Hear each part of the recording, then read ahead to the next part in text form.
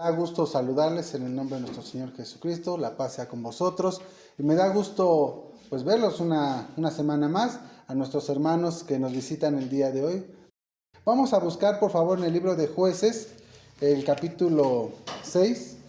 El día de hoy vamos a hablar acerca de una historia de un hombre que fue creciendo, un hombre que dudaba, un hombre que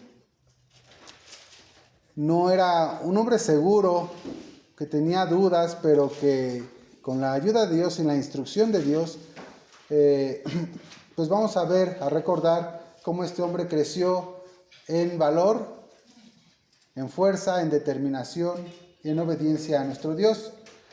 Vamos a leer, puestos de pie, el libro de Jueces, el capítulo 1 al 16. Jueces capítulo 6. Del versículo 1 al 16. Recordemos que el libro de los jueces es una parte donde después de la llegada de los israelitas a la tierra prometida con Josué, muere Josué y el pueblo de Israel se queda pues prácticamente sin hombres que los dirija, que los acerque a Dios y que les diera una dirección. Dios les pone jueces que temporalmente los liberaban de los pueblos cercanos, porque como ellos desobedecían a Dios, entonces el castigo de Dios se hacía presente y se encontraban en problemas. En este relato vamos a recordar cómo en una de estas varias etapas de los jueces, un pueblo en ese momento muy grande y muy peligroso, les causaba dificultades. Y esto, pues como podemos ver hasta el día de hoy, el pueblo de Israel está enfrentando. Estos pueblos que quieren destruirlos, estos pueblos que quieren asolarlos, que se quieren comer sus ganados, que se quieren comer sus cosechas, que se quieren comer a sus familias, en una manera pues digamos simbólica a lo que pasaba en aquel tiempo con lo de ahora, porque simple y sencillamente el día de hoy hay pueblos como el pueblo de Irán, que ya veremos en otra mensaje quién es ese pueblo de Irán, que simplemente quieren destruirlos. Esa es su razón de ser de estos grupos, destruir al pueblo de Israel. Pero el día de hoy vamos a ver cómo este relato nos ayuda a ver cómo nosotros también somos atacados por el diablo, por muchas estratagemas del diablo para acabar con nosotros. Sin embargo, vamos a ver esta enseñanza y ver cómo podemos nosotros crecer en la obediencia a nuestro Dios. Capítulo 6 de los jueces, en el versículo del 1 al 16, porque vamos a leer gran parte de estos tres capítulos para recordar esta pasaje de la Biblia.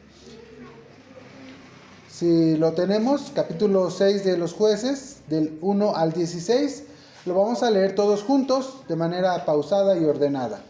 La palabra de Dios dice: Mas los hijos de Israel hicieron lo malo en los ojos de Jehová, y Jehová los entregó en las manos de Madián por 7 años. Y la mano de Madián prevaleció contra Israel, y los hijos de Israel, por causa de los madianitas, se hicieron cuevas en los montes, y cavernas, y lugares fuertes, pues como los de Israel habían sembrado, subían los madianitas y amalecitas, y los orientales subían contra ellos, y asentado el campo contra ellos, destruían los frutos de la tierra, hasta llegar a Gaza, y no dejaban de comer en Israel, ni ovejas, ni bueyes, ni asnos. Porque subían ellos y sus ganados, y venían con sus tiendas en grande multitud, como langosta, que no había número en ellos ni en sus camellos. Así venían a la tierra para devastarla. Era pues Israel en gran manera empobrecido por los madianitas. Y los hijos de Israel clamaron a Jehová. Y cuando los hijos de Israel hubieron clamado a Jehová a causa de los madianitas, Jehová envió un varón profeta a los hijos de Israel, el cual les dijo: así ha dicho Jehová, Dios de Israel: yo os hice salir de Egipto y os saqué de la casa de servidumbre. Yo os libré de mano de los egipcios y de mano de todos los que os afligieron, a los cuales eché delante de vosotros y os di su tierra. Y díjeos: yo soy Jehová vuestro Dios, no temáis a los dioses de los amorreos, en cuya tierra habitáis, mas no habéis obedecido mi voz. Y vino el ángel de Jehová y sentóse debajo del alcornoque que está en Ofra, el cual era de Joás Abieserita. Y su hijo Gedeón estaba sacudiendo el trigo en el lagar para hacerlo esconder de los madianitas. Y el ángel de Jehová se le apareció y díjole: Jehová es contigo, varón esforzado. Y Gedeón le respondió: Señor mío, si Jehová es con nosotros, ¿por qué nos ha sobrevenido todo esto? ¿Y dónde están todas las maravillas que nuestros padres nos han contado, diciendo: ¿no os sacó Jehová de Egipto? Y ahora Jehová nos ha desamparado y nos ha entregado en manos de los madianitas. Y mirándole Jehová, díjole: ve con esta tu fortaleza y salvarás a Jehová de la mano de los madianitas. ¿No te envío yo? Entonces le respondió: Señor mío, ¿con qué tengo de salvar a Israel? He aquí, mi familia es pobre en Manasés, y yo el menor en la casa de mi padre. Y Jehová le dijo: porque yo seré contigo, y herirás a los madianitas como a un solo hombre. Amén. Tomen su lugar, por favor.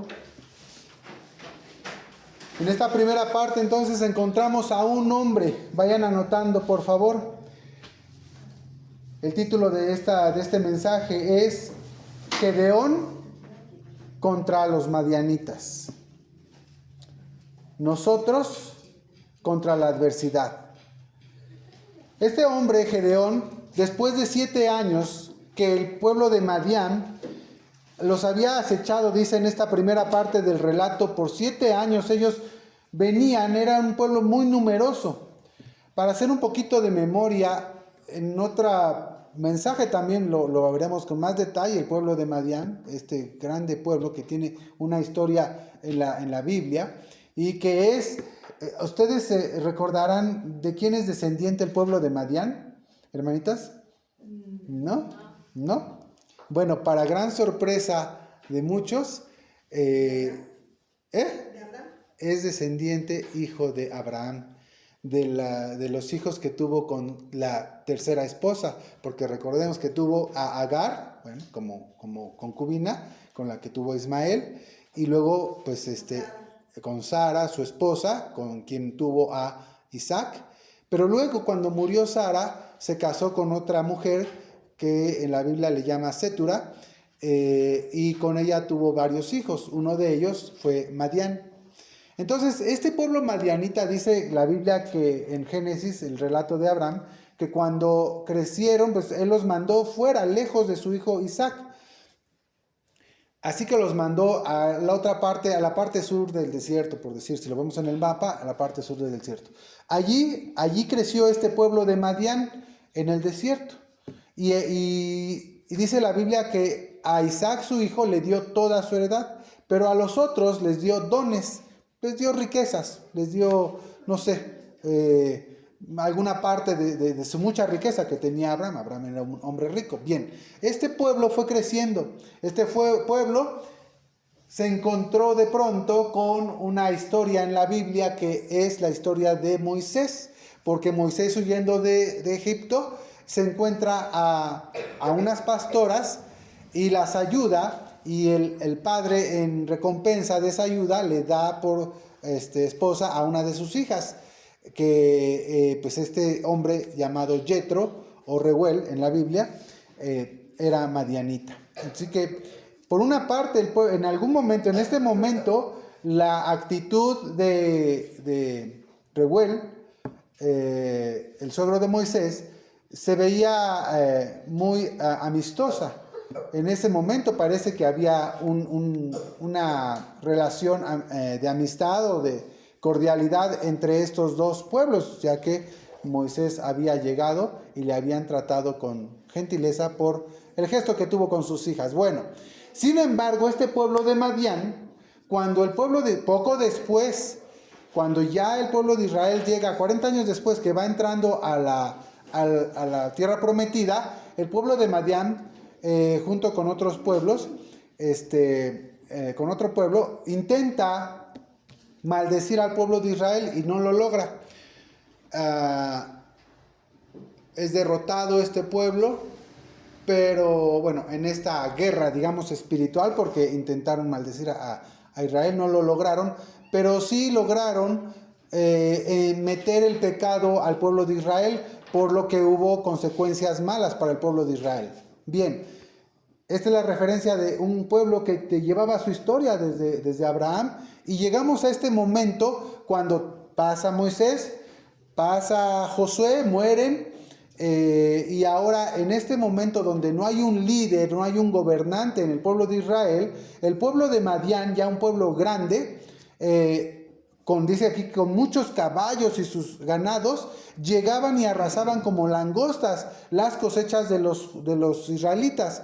Es decir, aquí lo que estamos viendo es que el pueblo de Israel era abatido por esta mayoría, esta enjambre de madianitas, después de haberse esforzado por meses para cosechar su trigo, el fruto que hubieran sembrado. El trabajo de muchos días era simplemente terminado por estos hombres que no intentaban quitarlos de la tierra, simplemente eran hombres que se llevaban todo lo que podían. Y el pueblo de Israel quedaba pues en la pobreza total. Recordemos que anteriormente, bueno, pues no existían estas casas de ladrillo, simplemente eran pues tipo de tiendas que había. Y entonces, pues a lo que ellos se dedicaban era al ganado y a la cosecha, era lo que tenían para sobrevivir. Eso era lo que ellos, era su sustento. Pero llegaba a este pueblo y a él no le importaba que había niños que tenían que comer, él no le importaba que había ancianos, que había enfermos, simplemente llegaba con sus camellos, dice, en gran multitud, y sus ganados se comían el pasto, se comían las frutas y no dejaban absolutamente nada. Entonces, 7 años viviendo así. Nosotros actualmente vemos algo parecido cuando ahora pues nos piden las personas que roban, que se organizan para hacer lo malo, que piden el derecho de piso actualmente. Es algo parecido, porque a final de cuentas a ellos no les interesa lo que esa persona se esforzó para ganarse ese dinero, para su sustento, para su familia. Pero llegan esas personas, simplemente lo piden, no les interesa, y si no, pues hay malas consecuencias, ¿no? Bueno, así era este pueblo, era un pueblo malvado, que además, ya lo veremos, tenía muy malas costumbres, y que por eso Dios no quería y prohibió que los hijos de Israel tomaran mujeres de ellos, porque, bueno, brevemente les puedo decir que este pueblo era un pueblo, pues, incluso podríamos pensar que hasta caníbal, porque dice la Biblia que se comían las ofrendas que ofrecían. ¿Y saben qué ofrecían? Ofrecían a sus propios hijos. Entonces, era un pueblo malvado. Ahora vemos, por ejemplo, cómo en las noticias, todo lo que hacen esas personas que matan, de maneras tan terribles, tan crueles, que decimos, ¿cómo es posible que eso suceda? ¿Cómo es posible, por ejemplo, en este pueblo que está atacando a Israel, que se escondan para atacar a Israel, se escondan detrás de los niños, las mujeres, en los edificios, en las escuelas, en los hospitales, para cubrirse de las represalias que tenga Israel contra ellos? Es decir, ponen al frente a las personas discapacitadas o disválidas, que son los niños y mujeres que no pueden defenderse como escudos humanos. Y entonces vemos que esto también lo hacían en este pueblo. Bueno, este era el pueblo que atacaba al pueblo de Israel. ¿Y por qué sucedía esto? Bueno, porque dice este relato que el pueblo de Israel se olvidó de Dios. Y entonces Él los entregó por algún tiempo a sus vecinos, porque además ellos no cumplieron con el mandato de destruir a esos vecinos que no eran pueblos buenos. Eran pueblos que tenían estas malas costumbres y que Dios sabía que si se juntaban con ellos, si los dejaban, ellos, pues iba a suceder lo que sucedió, que se iban a mezclar y que las mujeres los iban a hacer, hombres y mujeres los iban a llevar a esta maldad. Y así fue, porque el relato de Jueces termina con una terrible historia del pueblo de Benjamín, que pues también yo les sugiero que lo lean en sus Biblias. Es terrible lo que hizo el pueblo de Israel, la tribu de Benjamín, que fue pues casi destruida por esa situación. Pero bueno, entonces la consecuencia de la desobediencia del pueblo de Israel trae repercusiones no por un momento, trae repercusiones por mucho tiempo, y así es nuestro pecado también, porque a veces, aunque no nos damos cuenta, la desobediencia nuestra llega a la generación siguiente, y a la generación siguiente, y a la generación siguiente. Afortunadamente, nuestro Dios no permite que esa generación y generación y generación vaya persistiendo, porque dice el mandamiento: hasta la tercera y cuarta generación a los que me aborrecen. Pero hago misericordia ¿a quiénes? A millares, a los que me aman. Así que Dios no permite la maldad por muchas generaciones, pero hay consecuencias.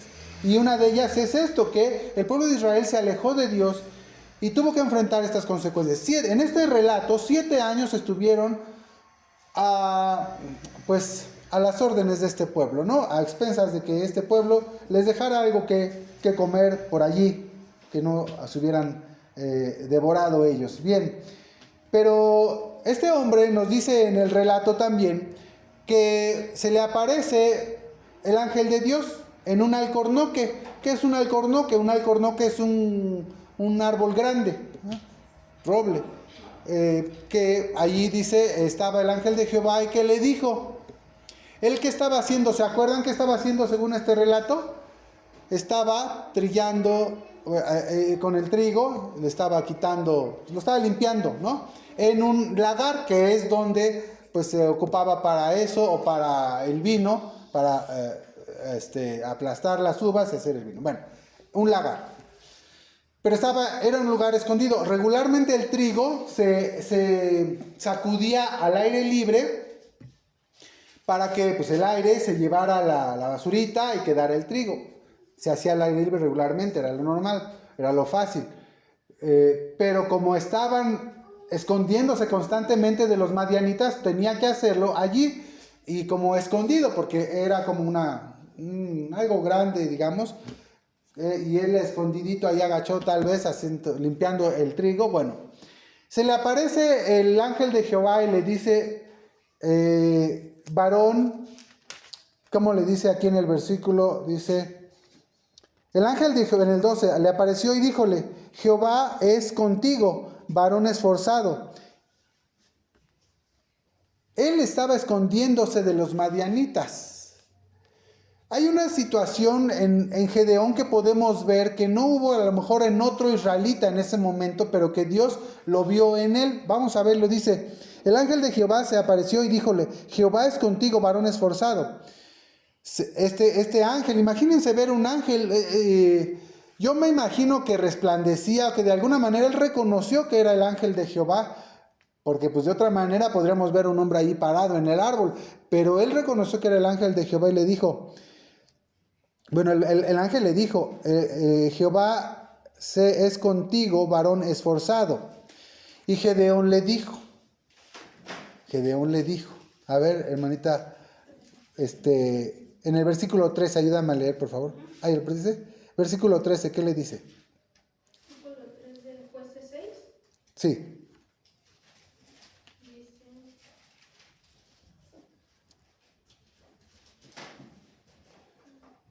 6:13, ¿eh? No, 13:6, 6:13. 6:13. Y Gedeón le respondió: Señor mío, si Jehová es con nosotros, ¿por qué nos ha sobrevenido todo esto? ¿Y dónde están todas las maravillas que nuestros padres nos han contado, diciendo, nos sacó Jehová de Egipto, y ahora nos ha desamparado y nos ha entregado en las manos de los madianitas? Gracias Jimena. Bien, entonces aquí le está contestando al ángel de Jehová. Gedeón le dice: ay, por favor. Tal vez de manera sarcástica él lo percibió y le dice: por favor, Señor mío, si Jehová es conmigo, con nosotros, dice, ¿por qué nos ha sobrevenido todo esto? Es decir, ¿cómo me dices, varón esforzado? Primero me estoy escondiendo. Segundo, esforzado. Pues, yo no soy así. Es de una manera, pensando en cómo le contesta Gedeón al ángel, dice: ay, Señor mío, si Jehová es con nosotros, ¿por qué nos ha sobrevenido todo esto? ¿Dónde están todas las cosas que nos contaban nuestros padres, que lo sacó, abrió el mar, el río Jordán? Todas esas maravillas, ¿dónde están? Si Dios es con nosotros, ¿por qué nos sucede esto? Y es un argumento que nosotros regularmente encontramos ahora. Decimos: ¿por qué si soy bueno me pasan cosas malas? Pero evidentemente, y empieza el relato de los jueces diciendo: el pueblo de Israel se olvidó de su Dios. Y a veces eso es lo que a nosotros se nos olvida. Porque pensamos y decimos: pues yo soy una buena persona y no le hago mal a nadie. Sin embargo, nos hemos olvidado de nuestro Dios. Porque hay cosas que Dios nos ha pedido, unos mandamientos, unas ordenanzas, además de estos mandamientos, que hemos olvidado. El pueblo de Israel dice: ¿dónde están estas cosas que nos contaban nuestros padres? Pero muchos de los padres ya no les contaban estas cosas. ¿Por qué? Porque simple y sencillamente el pueblo no las conocía. No tenía esa obediencia. Porque los padres se habían olvidado de enseñarles a sus hijos y repetirles una y otra vez. Dice la Biblia que tenían que repetirles una y otra vez. Antes no había celulares, no había videos, no había televisión donde pues ahora apréndele, ahora abre el libro y léete la historia de Gedeón. No, antes era repetición tras repetición tras repetición. Y esa es la ordenanza de Dios. Les repetirás una y otra vez a tus hijos. Pero bueno, esto ya no sucedía y por eso es que ellos se olvidaban también de Dios. Así que él en este tono sarcástico tal vez le dice: ¿cómo es posible que me estás diciendo a mí, hombre valiente, y que Jehová es con nosotros, conmigo?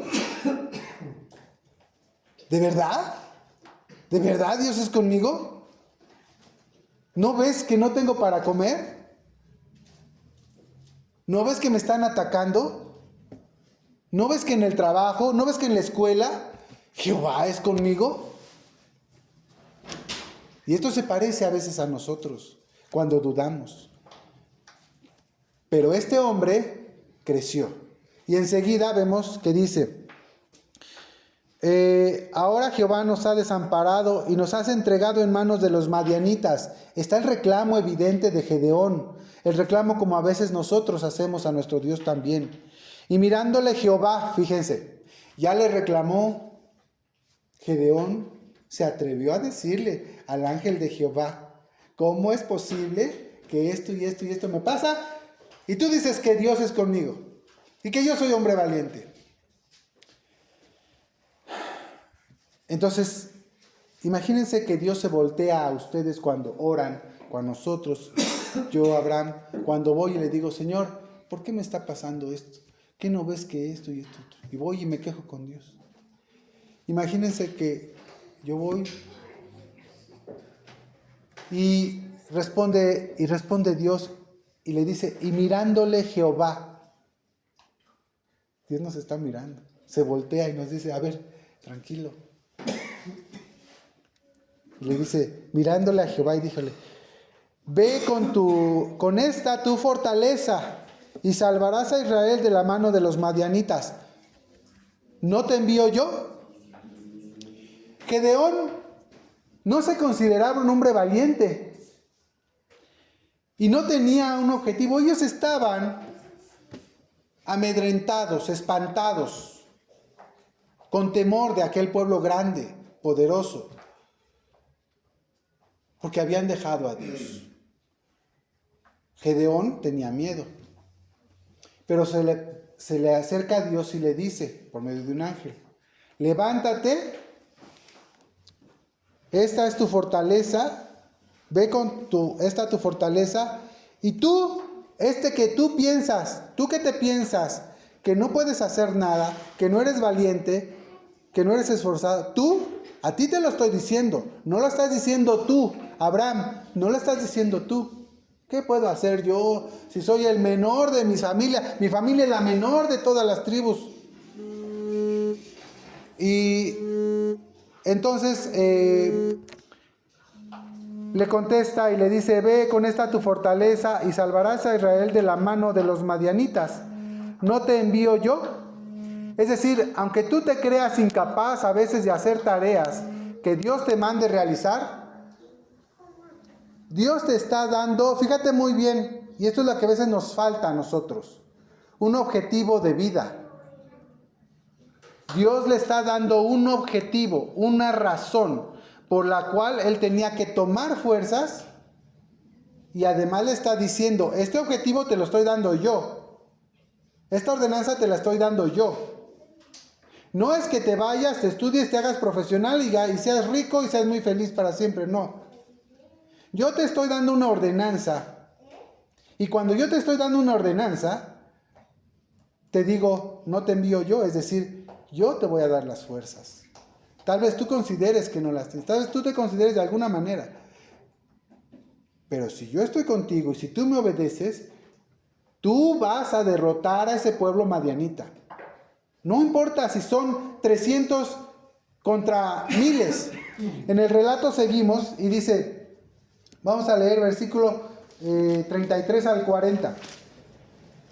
Dice, ustedes me siguen con la vista, por favor, de este mismo capítulo 6. Y todos los madianitas y amalecitas y orientales se juntaron a una y pasando asentaron en el campo, en el valle de Jezreel. Estaban juntándose un montón del ejército de estos tres pueblos, no solamente uno, sino que se juntaron más.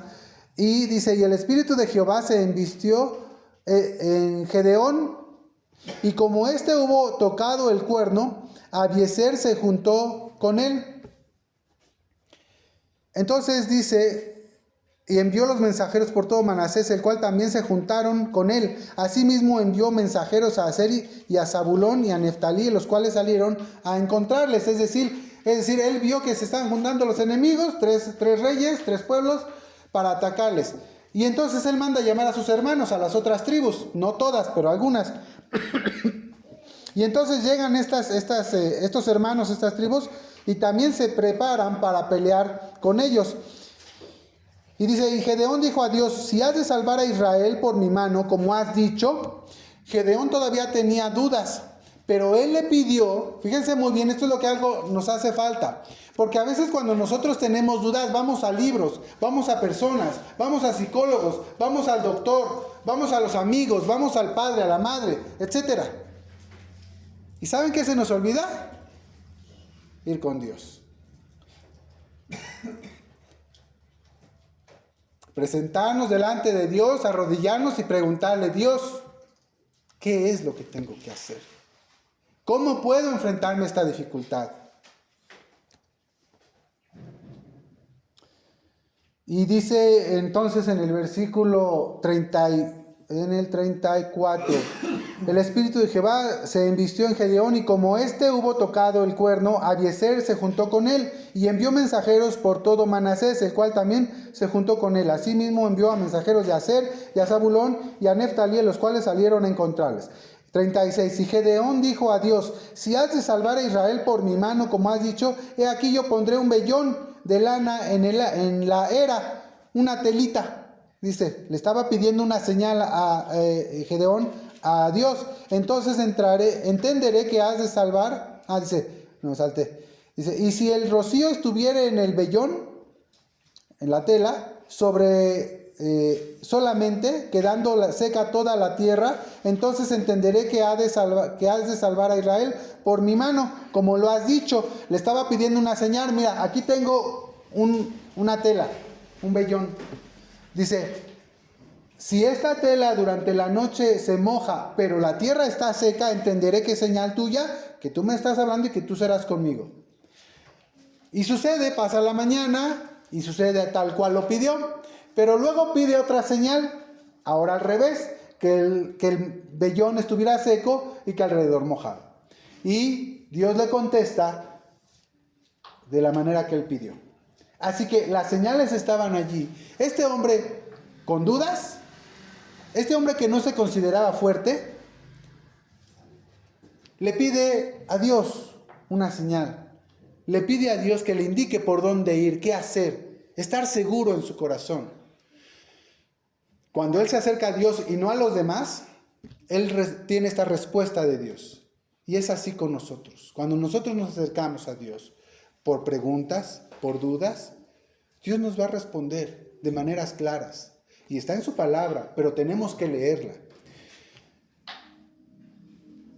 Así que, ya que recibió esta respuesta Gedeón, él se llena su espíritu de Dios, de fortaleza. Y ahora sí viene este hombre valiente. Este hombre valiente que inicialmente, aunque con dudas, tenía un enojo, una indignación con ese pueblo madianita, que a lo mejor los demás a su alrededor no lo tenían.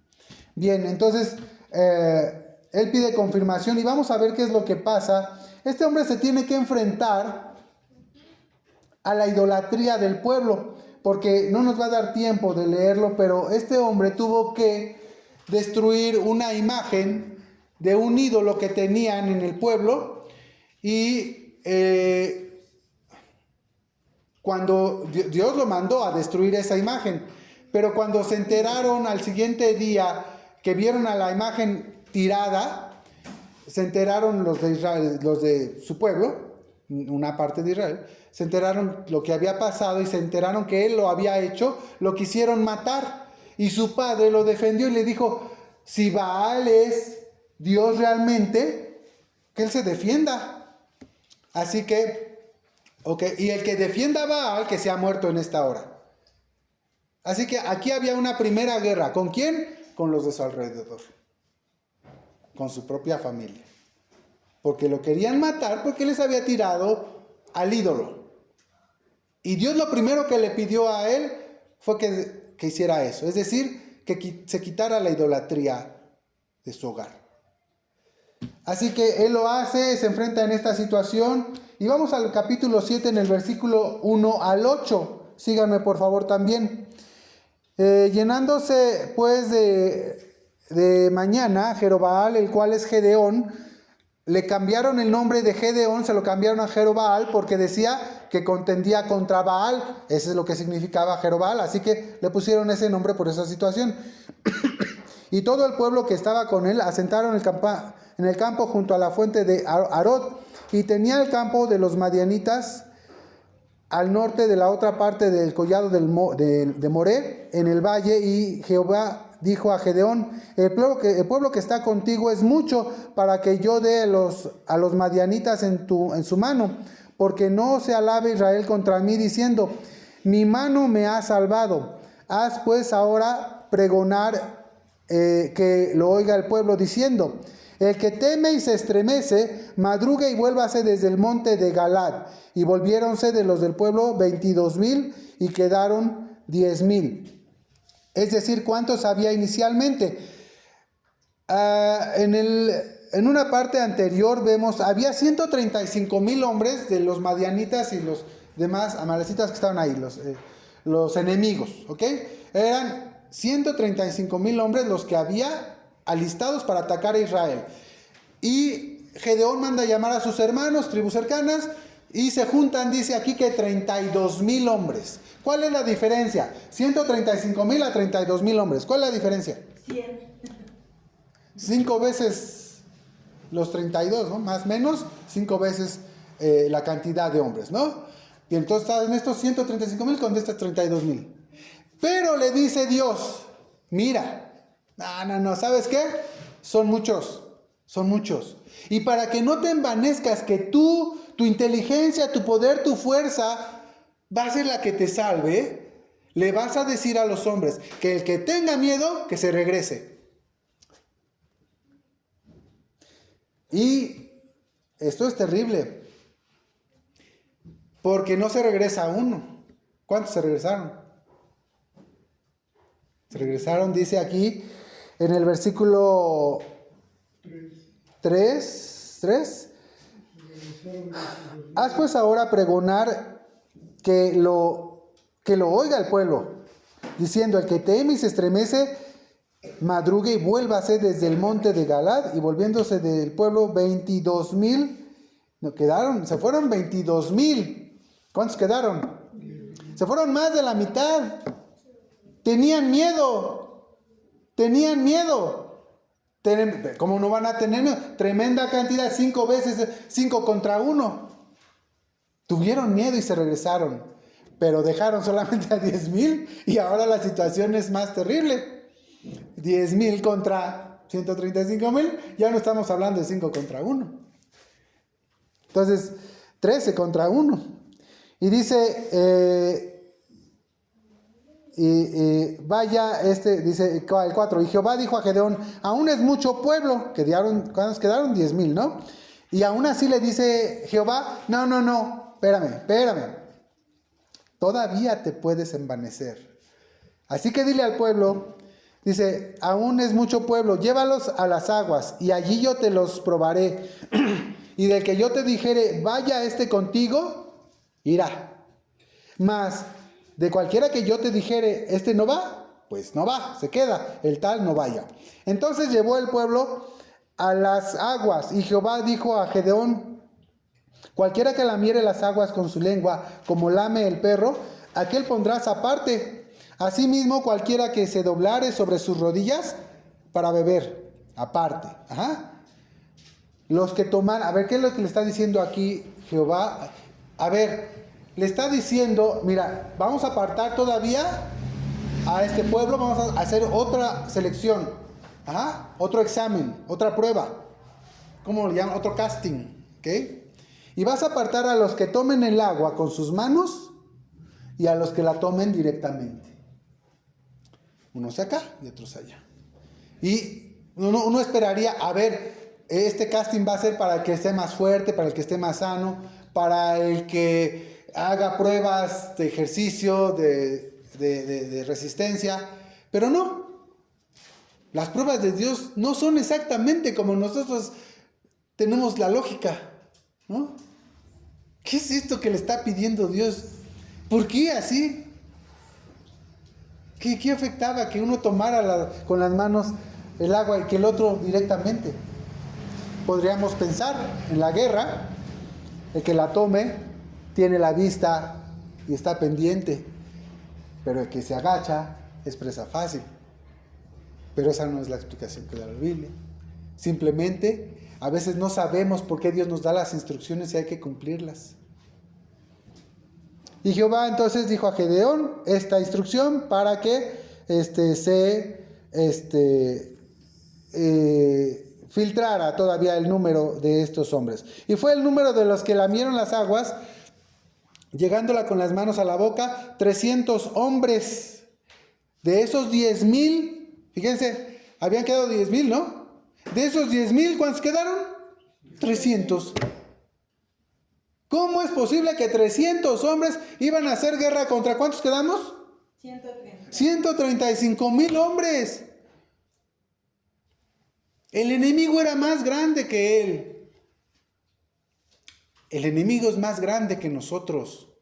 Siempre lo va a hacer. Podemos verlo en las noticias, podemos verlo saliendo de la calle, podemos verlo en el trabajo, en la escuela. Y fue el número de los que lamieron las aguas, llegándola con la mano en la boca 300 hombres, y todo el resto del pueblo se dobló sobre sus rodillas para beber las aguas.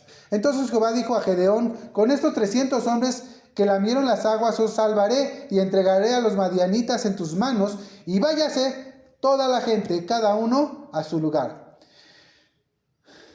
Este es el relato, y en el versículo 8 dice: y tomada provisión para el pueblo en sus manos, y sus bocinas,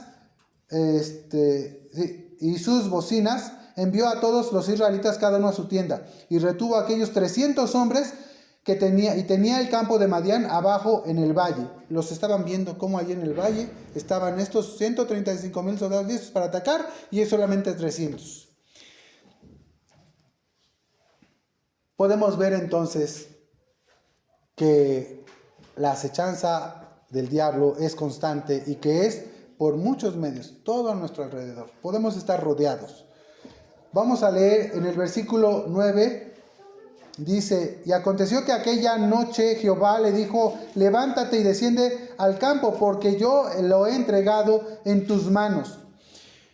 Y sigue el relato y le dice: y si tienes temor, mira, ve al pueblo, ve al campamento de los madianitas y vas a escucharlos, lo que piensan. Él se acerca y escucha que un hombre tuvo un sueño, y ese hombre le dijo: es que soñé esto, que pues una rueda, dice en el versículo,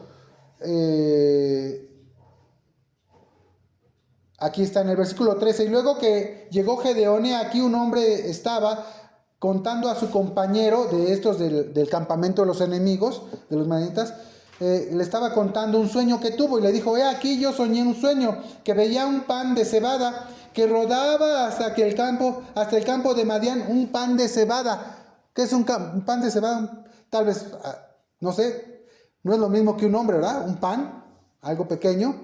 Y dice que rodaba ese pequeño pan cebada, que rodaba hasta el campo de Madián y llegaba hasta las tiendas, y las hería de tal manera que caían. ¿Un pan? ¿A las tiendas? ¿A tantos hombres? Y las trastornaba de arriba a abajo, y las tiendas caían. Y este era el sueño de lo que iba a pasar. Y su compañero respondió y dijo: esto no es otra cosa sino espada de Gedeón, hijo de Joás. Ellos ya sabían acerca de este hombre Gedeón lo que estaba haciendo, se enteraron, y entró el temor que Dios les puso en ellos. Y esto es lo que sucedió. Dios ha entregado en sus manos a los madianitas con todo el campo.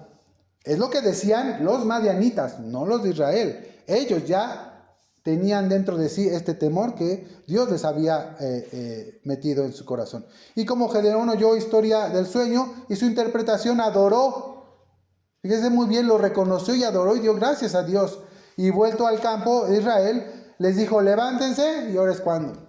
Y entonces hay toda una estrategia que usó Gedeón, que pues yo les aconsejo que la leamos porque no nos va a dar tiempo aquí, pero estos 300 hombres hacen lo que Dios les mandó, hacen lo que Gedeón les mandó, y entonces derrotan al pueblo de los madianitas. Pero en realidad la victoria, y es lo que les dice Dios, van a gritar por Jehová y por Gedeón, no por mí.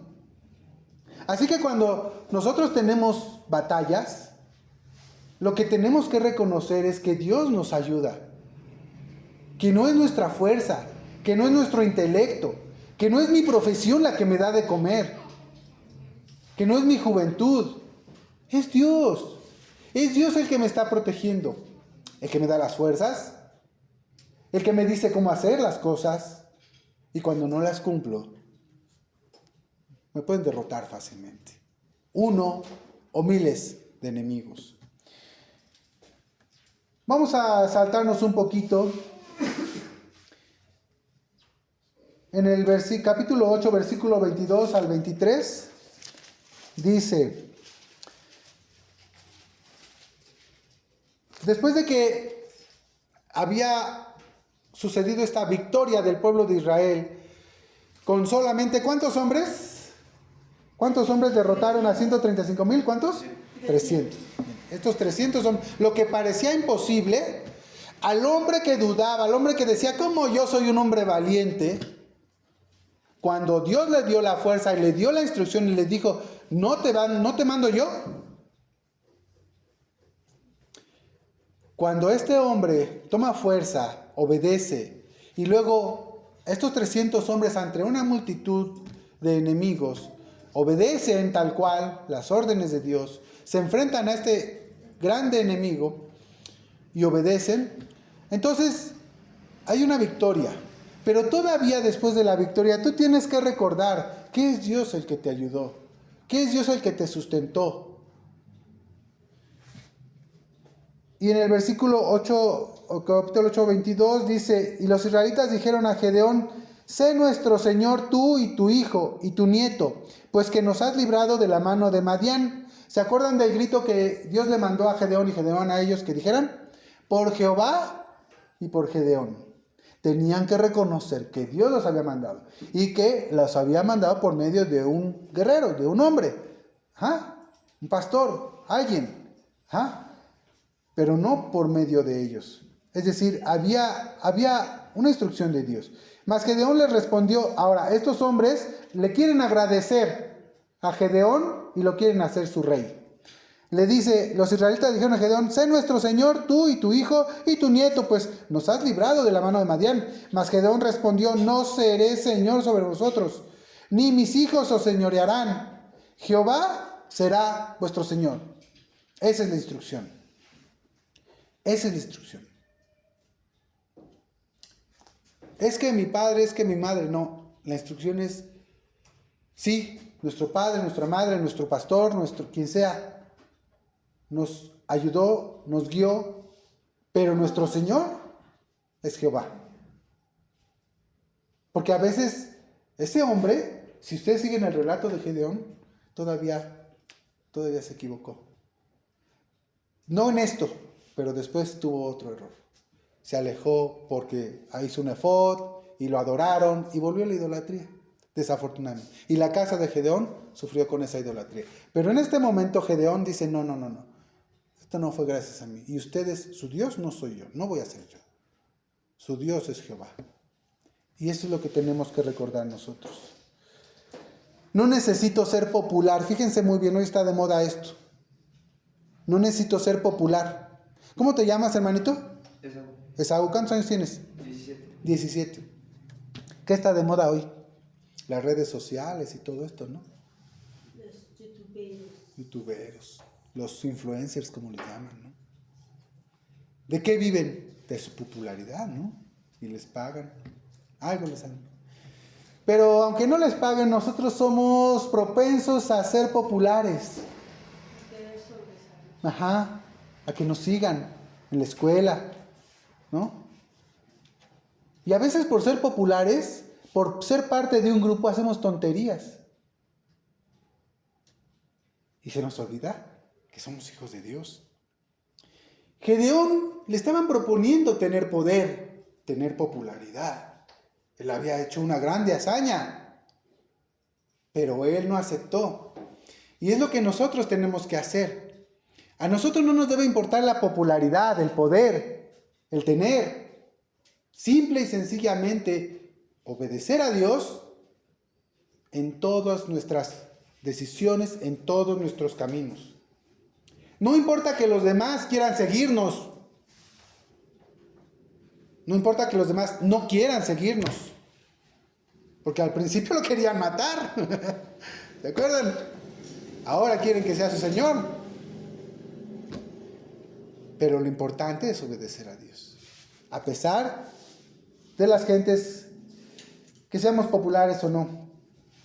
Mira, los madianitas pueden llegar a robar nuestras cosechas.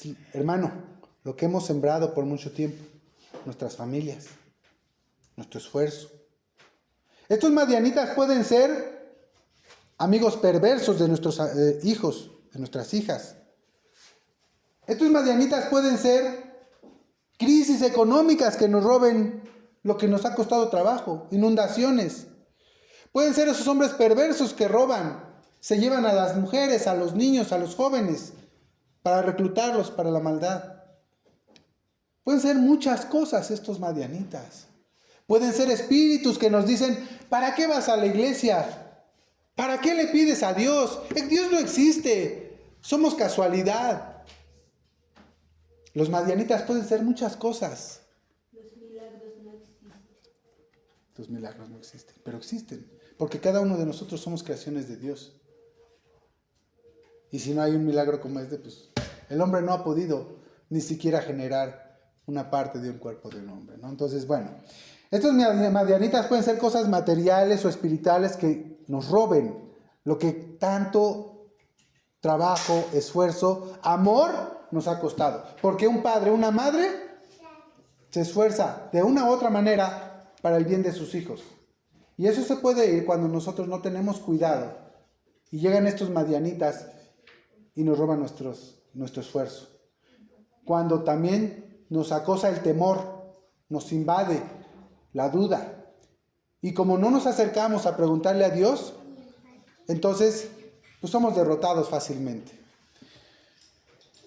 Pero cuando nosotros obedecemos a Dios, no importa que esa multitud de enemigos a nuestro alrededor nos acosen, nos quieran lastimar, en el camino, en el transporte, en el trabajo, en la escuela, no importa. Dios nos va a estar cuidando.